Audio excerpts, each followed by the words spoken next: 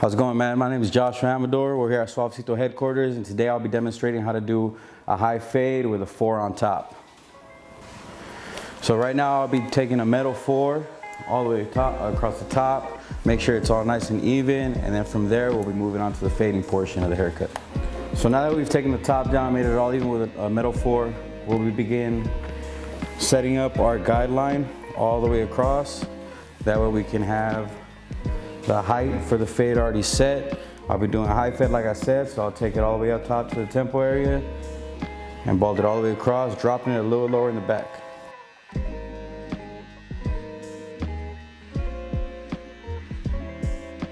Once you've set it up, just clear up a little bit of the bottom. We'll take care of the rest of this balding process later. So the next step now, we'll be taking a metal 1.5 and we'll be taking down all this bulk right here on the sides that we don't need. That way we can continue our fade and get a nice clear picture of what's going on.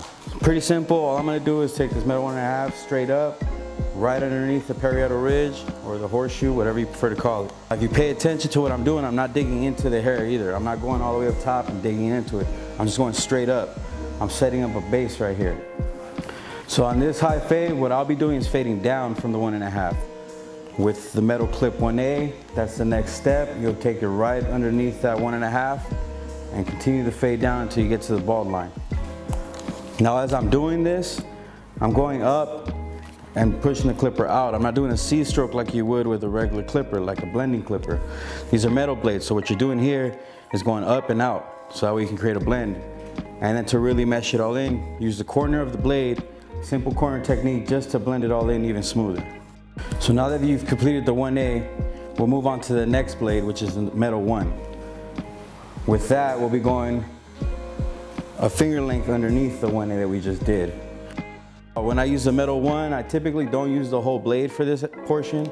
All I will use is the corner just to help me mesh it all in together, so that way I don't create another line as I'm fading into this haircut.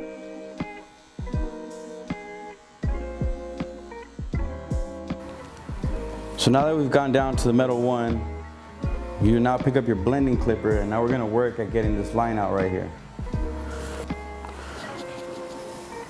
So we're gonna start at the half or open, and we're just gonna use the corners and start blending into all of this right here.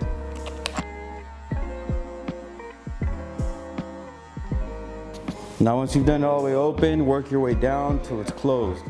So from open, we'll go midways, and we'll work there. After that, we'll go full close or at a 0.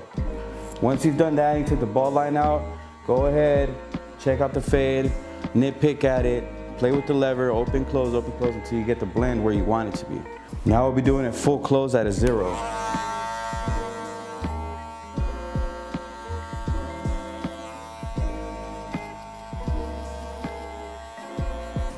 Okay, so now that we've taken out the bald line, we're just gonna clean up this area right here with clipper over comb.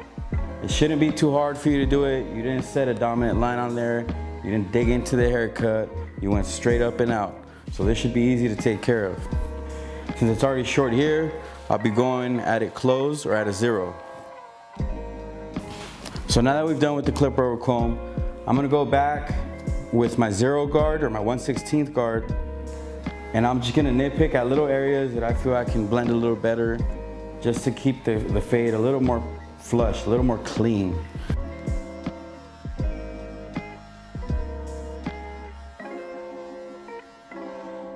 So now that you finished the fade, all you're gonna do is bald this out and then go in with the shaver, skin out the fade. Make sure you don't go too high up, because you don't wanna cause another line either. This is why you left this portion of the hair right here. That way when you bald it out, you have a better idea of how high to take the shaver.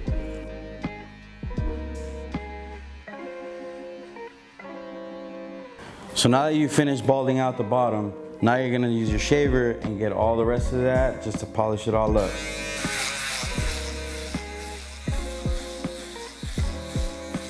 So at this point, you should be already well finished with the fade.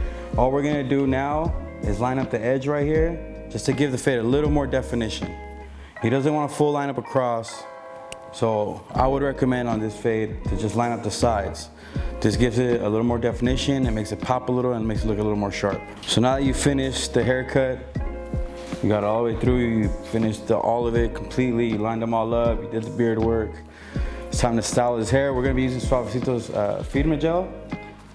Just came out with it, I like it, it's clear. It's a good gel to use, especially with shorter hair like this, when you just want a nice shine added to it. So we'll put a little bit in our palm.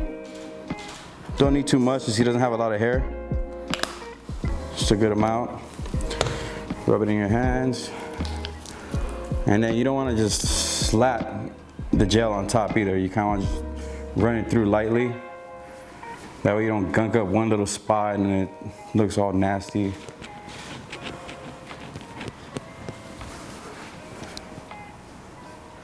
You just want a nice finish.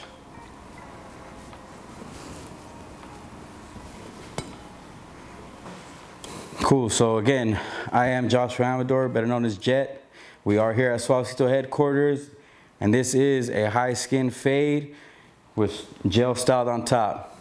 Make sure to subscribe to the channel, keep up to date with the newest things on Suavecito and the newest tutorials. Thank you.